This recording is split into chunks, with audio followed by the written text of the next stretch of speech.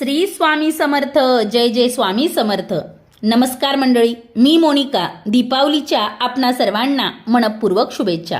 दीपावलीचा हा काळ माता लक्ष्मीच्या सेवेचा अतिउच्च असा काळ मानला जातो. यावर्षी 12 नोव्हेंबर रोजी लक्ष्मीपूजन आपल्याला करायचं आहे. परंतु माता लक्ष्मीची ही सेवा आपण फक्त 12 नोव्हेंबरच्या रोजीच करायची का? तर नाही. माता लक्ष्मीची सेवा ही आपल्याला अष्टमीपासून करायची आहे, म्हणजेच 5 नोव्हेंबर 2023 या दिवसापासून. अष्टमी ते अमावस्या म्हणजेच 5 नोव्हेंबर ते 12 नोव्हेंबर या काळात आपल्याला माता लक्ष्मीची अतिउच्च प्रतीची ही सेवा करायची आहे. जी सेवा केल्यानंतर अलक्ष्मीचा आपल्या घरातून नाश होतो. तिचं निवारण होऊन माता लक्ष्मी आपल्या घरात प्रवेश करेल. अलक्ष्मीचा ऱ्हास झाल्याशिवाय माता लक्ष्मी आपल्या घरात प्रवेश करत नाही.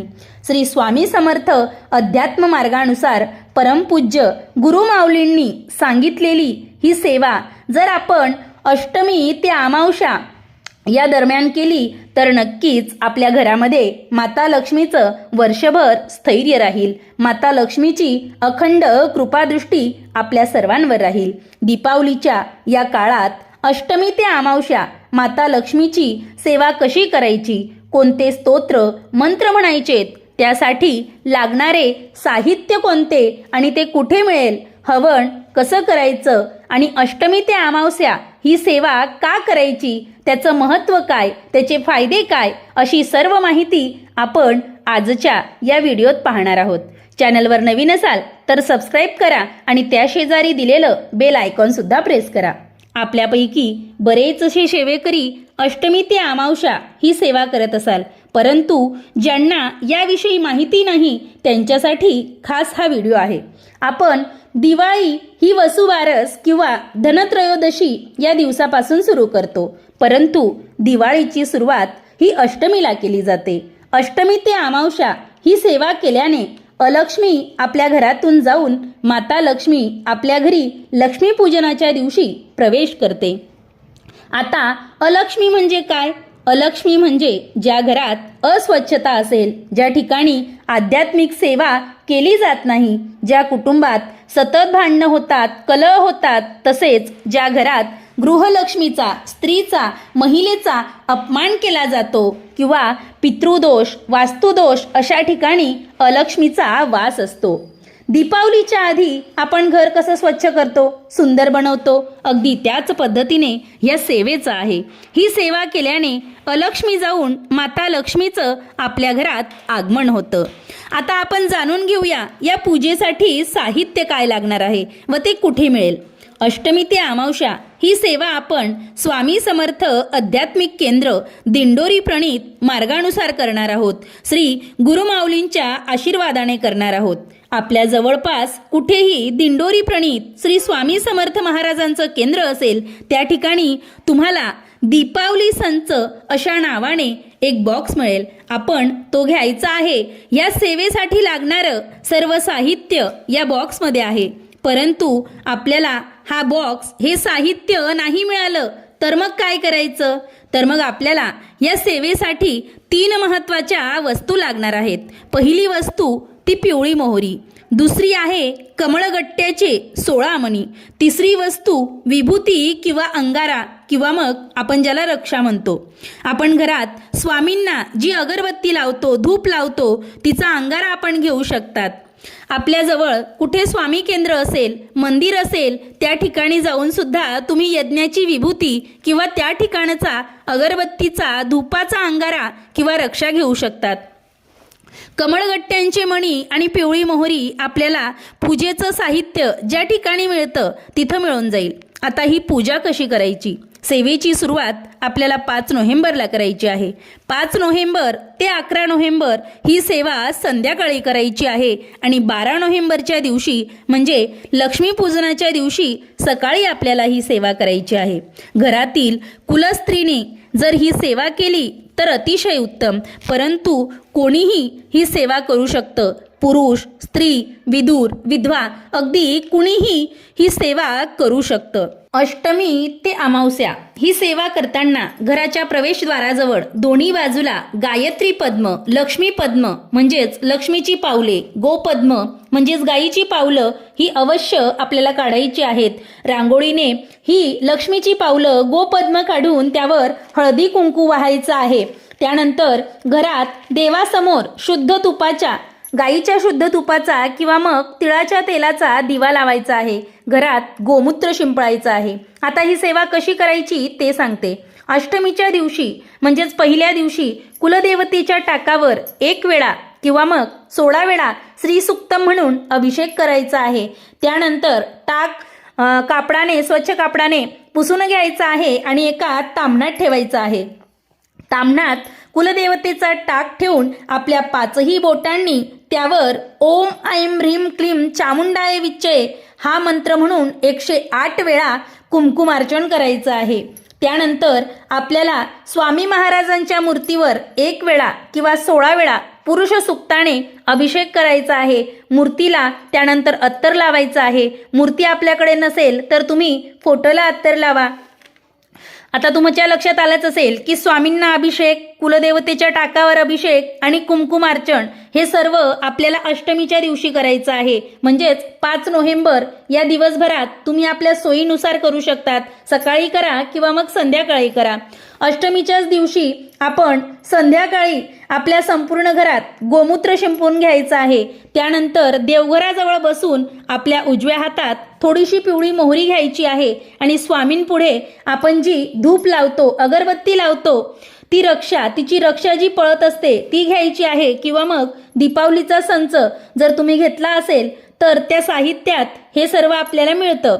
पण जर तुम्हाला तो उपलब्ध झाला नसेल तर मग तुम्ही स्वामींच्या पुढील जी रक्षा असते ती घ्या. यावर कालभैरवाष्टकम हे 1 वेळा म्हणा किंवा मग 11 वेळा म्हणा. वल्गासूत्र हे 1 वेळा किंवा मग 11 वेळा म्हणा. तसेच स्वामी समर्थ हा मंत्र 108 वेळा म्हणजेच 1 माळ याचा मंत्र जाप करायचा आहे. आता हे सर्व पठण झाल्यानंतर या स्तोत्रांनी अभिमंत्रित झालेली ही पिवळी मोहरी आणि अंगारा आपल्या घरात चौफेर टाकायचा आहे. त्यामुळे नकारात्मकता आपल्या घरातून जाऊन वर्षभर आपल्या घराचं संरक्षण होतं. आता ही पिवळ्या मोहरी आणि अंगाऱ्याची जी सेवा आहे ती आपल्याला अष्टमी ते अमावस्या या कालावधीत दररोज करायची आहे. आता हे सर्व संपूर्ण घरात टाकून झाल्यानंतर पुन्हा देवघराजवळ येऊन बसायचं आहे. शुद्ध तुपाचा दिवा आपण लावून घ्यायचा आहे. आपण जे कमळगट्ट्याचे 16 मणी घेतले होते त्यातील 2 मणी आपल्या उजव्या हातात घेऊन षोडशी मंत्र 16 वेळा म्हणायचा आहे. त्यानंतर श्री स्वामी समर्थ मंत्र हा षडाक्षरी मंत्र जो आहे तो 1 माळ जपायचा आहे. आणि त्यानंतर कमलात्मक मंत्र आपल्याला 108 वेळा म्हणायचा आहे. कमलात्मक मंत्र सांगते, ओम श्रीं ह्रीं श्रीं कमले कमलाये प्रसिद्ध प्रसिद्ध श्रीं ह्रीं श्रीं महालक्ष्मी नमः. हा कमलात्मक मंत्र आपल्याला 108 वेळा म्हणायचा आहे. स्वामी समर्थ हा मंत्र, षडाक्षरी मंत्र आपल्याला 108 वेळा म्हणजेच 1 माळ करायची आहे. आणि षोडशी मंत्र हा आपल्याला 16 वेळा म्हणायचा आहे. त्यानंतर 5 नोव्हेंबर ते 11 नोव्हेंबर ही सेवा आपल्याला संध्याकाळी करायची आहे. पिवळी मोहरी आणि कमळगट्ट्यांच्या मण्यांवरील ही सेवा आपल्याला संध्याकाळी करायची आहे. तर अमावस्येच्या दिवशी म्हणजेच 12 नोव्हेंबर या दिवशी आपल्याला ही सेवा सकाळी करायची आहे. कारण संध्याकाळी आपल्याकडे लक्ष्मीपूजन असल्याने ही सेवा सकाळी केल्याने आपल्याला लक्ष्मीपूजनाला पुरेसा वेळ मिळेल. आता 16 मण्यांची रोज 2 याप्रमाणे 8 दिवसात आपली ही सेवा आपण पूर्ण करावी. हे मणी गाईच्या तुपात भिजत घालावेत. शेवटच्या अमावस्येच्या दिवशी यज्ञ हवन करायचं आहे. अमावस्येच्या दिवशी नेहमीप्रमाणे 2 मण्यांची सेवा झाल्यानंतर आपण घरात आपल्याला हवन कुंडामध्ये अग्नी प्रज्वलित करायचा आहे. तर तुमच्याकडे जर हवनकुंड नसेल तर मग एखाद्या लोखंडी पाटीवर तुम्ही यज्ञकुंड पेटवायचं आहे. आता यज्ञकुंड पेटवायच्या आधी घरातील जी जागा आहे जिथं आपण यज्ञकुंड पेटवणार आहोत त्या जागेची पूजा करायची आहे. हळदी कुंकू व्हायचं आहे आणि वास्तुपुरुषाला नमस्कार करायचा आहे. यज्ञकुंडात किंवा मग त्या लोखंडी पाटीवर, लोखंडी पाटी घ्या किंवा मग मातीची जरी तुम्ही एक अशी पाटीसारखी वस्तू घेतली ज्यात आपण हवन करू शकतो, अशा पद्धतीने तुम्हाला कुंभाराकडे ती सोयीस्कररित्या मिळून जाईल तर तुम्ही ती घेऊ शकतात. त्यात गोवरा टाकायचा आहे आणि कापुराच्या साहाय्याने किंवा मग आपण कापसाची जी वात असते तिच्या साहाय्याने आपण अग्नी जो आहे त्याच्यामध्ये प्रज्वलित करायचा आहे. अग्नी प्रज्वलित झाल्यानंतर काही विशिष्ट मंत्रांची आपल्याला आहुती द्यायची आहे. पहिला मंत्र आहे श्री स्वामी समर्थ, हा षडाक्षरी मंत्र. 11 वेळा आपल्याला याचं पठण करायचं आहे. यात शुद्ध तूप घेऊन श्री स्वामी समर्थ नमः स्वाहा स्वाहा म्हणताना तुपाची आहुती द्यायची आहे. असं आपल्याला 11 वेळा करायचं आहे. त्यानंतर 24 वेळा गायत्री मंत्राची आहुती द्यायची आहे. मंत्र सांगते, ओम भूर्भुवत्स्वः तत्सवितुर्वरेण्यं भर्गो देवस्य धीमहि धियो यो नः प्रचोदयात नमः स्वाहा स्वाहा म्हणताना शुद्ध तूप हवनकुंडात सोडून द्यायचं आहे. असं आपल्याला 24 वेळा ही आहुती द्यायची आहे. त्यानंतर 16 वेळा नवार्णव मंत्र पठण करून शुद्ध तुपाचीच आपल्याला आहुती द्यायची आहे. नवार्णव मंत्र सांगते, ओम ऐं ह्रीं क्लीं चामुंडाय विच्चे नमः स्वाहा स्वाहा म्हणताना शुद्ध तूप हवनकुंडात सोडून द्यायचं आहे. त्यानंतर कमळगट्ट्याचे मणी, ज्याच्यावर आपण 8 दिवस सेवा केलेली असते, या मण्यांचं आपल्याला या यज्ञकुंडात हवन करायचं आहे. शुद्ध तुपात हे मणी भिजत ठेवल्याने त्यांचं हवन चांगल्या पद्धतीनं होतं. आता चमच्यात किंवा पळीत हा एक मणी घ्यायचा आहे आणि कमलात्मक मंत्र आपल्याला म्हणायचा आहे.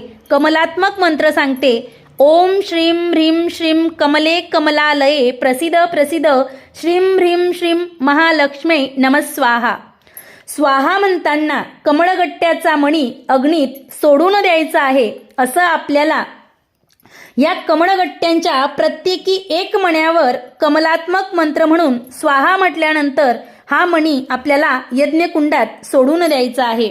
आता या सेवेमुळे आपल्या घरात आर्थिक स्थैर्य येईल, माता लक्ष्मीची अखंड कृपादृष्टी राहील, कुठल्याही गोष्टीची अडचण येणार नाही, कर्जबाजारीपणा कमी होऊन देवी लक्ष्मीचा आशीर्वाद लाभेल, मानसिक शांती मिळेल. तर नक्कीच तुम्ही ही सेवा या दीपावलीच्या पवित्र दिवसात करा, अशी विनंती मी आपल्या सर्वांना करते. तुमचे याविषयी काही प्रश्न असतील तर नक्कीच मला विचारा. श्री स्वामी समर्थ. जय जय स्वामी समर्थ.